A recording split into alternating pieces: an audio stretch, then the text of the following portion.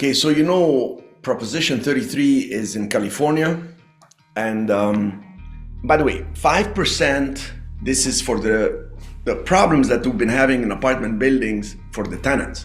From 2012 till now, every syndicator, those people who set up real estate syndication to buy an apartment building, that entire business model was, I'm gonna come in, there is an upside potential because we're gonna tell these tenants, hey, you are paying $2,000 a month, market is $3,100 now, take it or leave it.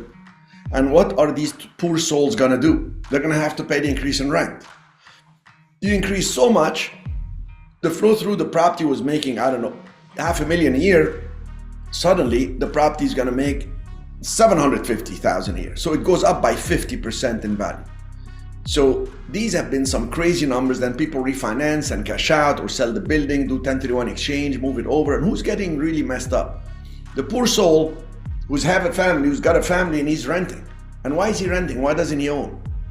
Well, maybe he's temporarily in the city of Seattle or in Kansas or in California or in Miami. Like, look at what Miami did. Miami rent doubled in just like 8-9 years. You can't make it. And then right when interest rate went up, why did interest rate go up? Because the inflation was out of hand. So not only did they get squeezed with the rent, but they go to buy a pomegranate and it's $2.50 each. And then they ask, why are people eating unhealthy food? What choices do they have? It's the cheapest thing. So the states now are trying to intervene, and a state like California, or always California is trying to say, we're gonna actually slow down the entire process because this is getting out of hand. You can actually look articles from the 70s. The city of San Francisco has been climbing at 5% every few months, and this is out of hand. This is not gonna continue. It's not supported by the salaries. And then the high tech kept growing and this kept growing and all this until the collapse that happened this year actually. This year has been the precipitous decline of demand and prices. Over 100,000 people getting laid off by the high-tech companies in San Francisco. It has gone, if you're there and it's your own home, stay, ride it. It's gonna take 5-6 years maybe to come back.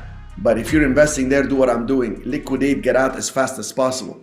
God forbid, civil unrest, global pandemic, some war, any earthquake, you're finished in San Francisco. So the rent, I can understand. 5%, the rent control, I understand. 5% increase is not bad, guys. 5% per year is not bad, okay? Now they're trying to say is the 5%, so somebody's paying, let's say, $3,000 a month. You can increase them 5%. So next year is gonna be $3,150. And then next year is gonna be another increase of 5%. It compounds on itself. So it's gonna take a while. And when they leave, you can't just go to 4,000 because the market went up. The market is gonna be what everybody is. So you're not at a disadvantage. They just created a par. But in general, anytime the government gets involved and does not allow the course of the market, the market to take its course, it's a problem. And that's what has been happening in the United States. For instance, when we had a problem in 2008, 2009, they didn't let the banks go bust. They gave the small banks to the big banks. They created a monopoly with these big banks. Then they gave the big banks billions of dollars. How did they give them the money? They printed money. So it's no longer a market-driven direction. It is actually a policy-driven print more money. And then every politician will blame the other politician before him or her. And then when they actually want to be reelected, they tell you about how bad the next person is. Have you seen Kamala and Trump? You ask Kamala a question, she blames Trump. You ask Trump a question, he blames Kamala. Do we know whose policy is gonna do what? No, but we know that each one is bad.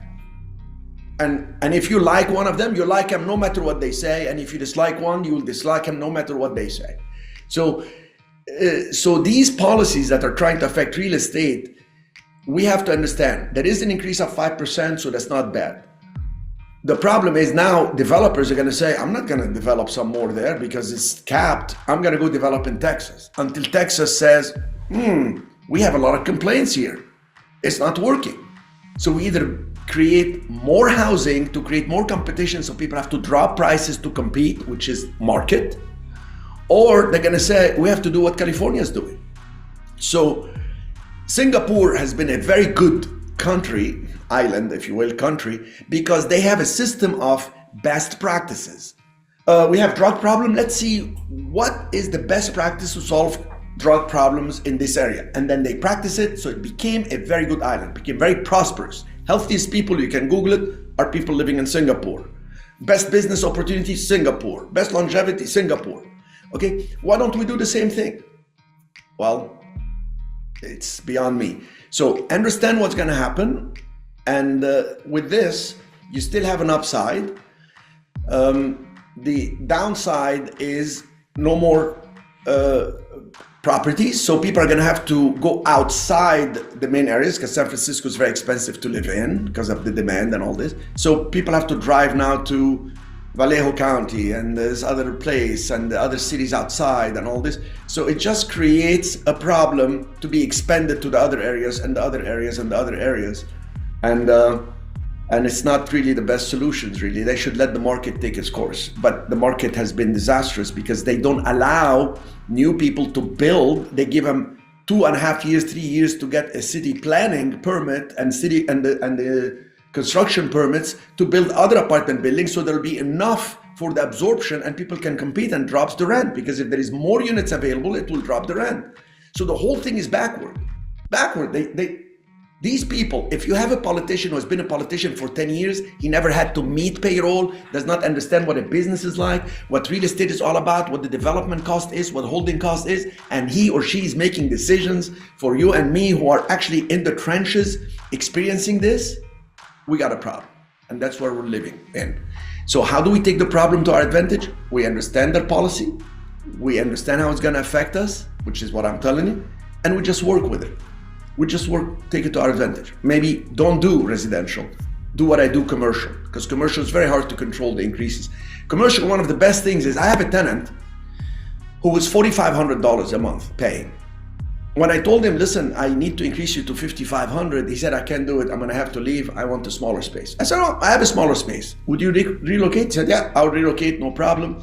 And the smaller place was $3,500 because it was very small. He was happy, I was happy. That space, I rented it. I quoted the company, Invicta watches, $8,500, and then we worked at the first year would be $7,500. So we moved them way more than I expected. You can't do that in residential real estate. Residential is residential. It's gonna be around X. That area, 2 bedroom, 2 bath will be this. But in commercial, you can replace one tenant to another and double the rent. As long as they give us a loan in the commercial, can make a lot of money.